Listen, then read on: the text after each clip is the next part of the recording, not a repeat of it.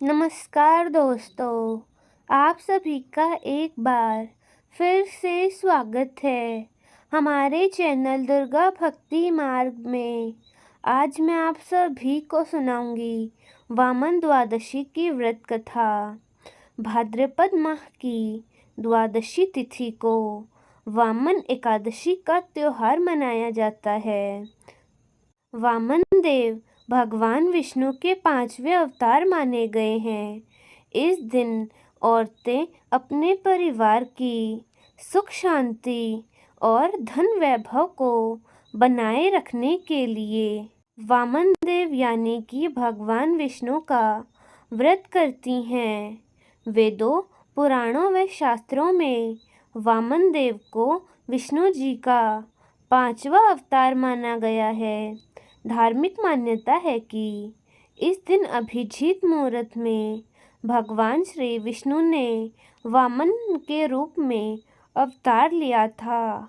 इस दिन द्वादशी को व्रत रखने वाले स्त्री या पुरुष को विष्णु तथा माता लक्ष्मी दोनों की पूजा करनी चाहिए। वामन द्वादशी की व्रत कथा कुछ इस प्रकार है। त्रेता युग में बलि नामक एक राक्षस ने एक बार सभी देवताओं को युद्ध में हराकर स्वर्ग पर अपना आधिपत्य हासिल कर लिया था।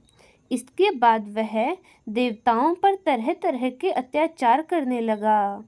वैसे तो वह भगवान विष्णु का परम भक्त था, पर उसे इंद्रदेव से बहुत ज़्यादा वैर था। इसीलिए उसने देवराज इंद्र को हटाकर खुद स्वर्ग पर अपना आधिपत्य जमा लिया। फिर उसके अत्याचारों से परेशान होकर एक दिन सभी देवतागण मिलकर देव माता यानी कि अदिति के पास गए और अपने ऊपर बीत रहे अत्याचारों के बारे में बताया। यह सुनकर देव माता यानी सभी देवों की जननी और माता अदिति अपने पति ऋषि कश्यप के पास गई और देवताओं की समस्या बताई। महर्षि कश्यप ने कहा, हे देवी, तुम भाद्रपद महीने की शुक्ल पक्ष की एकादशी के बाद आने वाली द्वादशी का व्रत करो, जिससे प्रसन्न होकर भगवान विष्णु जी तुम्हारी कोख से जन्म लेंगे। अपने 5वें अवतार वामन देव के रूप में देव माता अदिति ने पति महर्षि कश्यप की आज्ञा से विशेष अनुष्ठान किया। उन्होंने पूरी निष्ठा और श्रद्धा के साथ वामन द्वादशी का व्रत किया और उन्हें फलस्वरूप भगवान विष्णु ने वामन ब्रह्मचारी का रूप धारण कर राजा बलि के यहाँ आ गए। उस समय राजा बलि ने विशेष यज्ञ का अनुष्ठान किया हुआ था और वामन देव उसी यज्ञ में जाकर शामिल हो गए। राजा बलि ने वामन देव का भव्य स्वागत किया और दक्षिणा देने लगे, किंतु वामन देव ने मना कर दिया और कहा कि राजन, मैं दक्षिण में कुछ भूमि मांगना चाहता हूँ, क्योंकि मेरे पास इतनी भूमि नहीं जहाँ पर बैठकर मैं भक्ति कर सकूं। ब्रह्मचारी वामन देव की बात सुनकर राजा बलि ने कहा, हे भगवान, आप मांगो, कितनी भूमि चाहिए। भगवान विष्णु जी की इस माया को राजा बलि के गुरु और समस्त राक्षसों कुल के गुरु शुक्लाचार्य पहचान गए और बलि को उसके बारे में चेताने लगे और बोले कि बलि, दक्षिणा में भूमि देने से मना कर दो, और कहा कि यह सब कुछ भगवान विष्णु की माया है, ताकि ये युद्ध में तुम्हें हरा सके और स्वर्ग पर वापस उन देवताओं का आधिपत्य हो सके और तुम्हारे साम्राज्य को गिरा सके। किंतु राजा बलि भक्त प्रहलाद का पौत्र होने के साथ साथ एक बड़ा ही दयावान दानव था। उसके द्वार से कोई भी खाली हाथ नहीं जाया करता था। राजा बलि ने अपने राजगुरु की बात नहीं सुनी और भूमि देने को तैयार हो गया। जिसके बाद वामन देव ने दक्षिणा के लिए 3 पग भूमि मांगी। राजा बलि ने कहा, हे ब्रह्मचारी, आपको मेरे इस विशाल राज्य में जो स्थान अच्छा लगे वहाँ पर आप भूमि ले सकते हैं। इसके बाद वामन भगवान ने अपना विशाल रूप धारण किया और अपना पैर उठाया।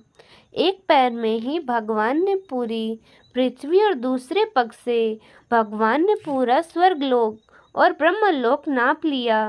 तब वामन ने कहा, हे राजन, मैंने 3 पग भूमि मांगी थी, जिसमें से मेरे पास तो 2 पग भूमि में ही सब कुछ नप लिया, किंतु अब मैं अपना तीसरा पग कहाँ रखूं? तब राजा बलि ने कहा, हे भगवान, आप बहुत ही कृपालु हैं। आप तीसरा पग मेरे सर पर रख अपनी दक्षिणा को पूरा कर लीजिए। और वामन भगवान ने अपना तीसरा पग राजा बलि के ऊपर रखकर 3 पग भूमि प्राप्त करी। इसके बाद भगवान अपने असली अवतार में आकर राजा बलि से बोले, हे राजन, आज से तुम पाताल लोक के स्वामी हो। जैसे कि वामन देव ने राजा बलि के ऊपर अपना पैर रखा था, उस पैर के भार से राजा बलि धरती के नीचे पाताल लोक में पहुंच गए। इसीलिए भगवान वामन देव ने उन्हें पाताल लोक का राजा बना दिया और कहा, आज से तुम पाताल लोक के राजा हो। तुम वहां जाकर राज्य स्थापित कर सकते हो और वहां के शासक बन सकते हो। राजा बलि ने बहुत ही प्रसन्न मन से स्वीकार करते हुए कहा कि हे भगवान, आप भी पाताल लोक में सदैव निवास करो, ताकि मुझे अपनी पूजा अर्चना व भक्ति करने का सुख प्राप्त हो सके। भगवान वामन तथास्तु कहकर अंतर्ध्यान हो गए और राजा बलि ने पाताल लोक पर अपना शासन स्थापित किया और बड़ी ही श्रद्धा के साथ वामन देव की, भगवान विष्णु की और माता लक्ष्मी की पूजा अर्चना की।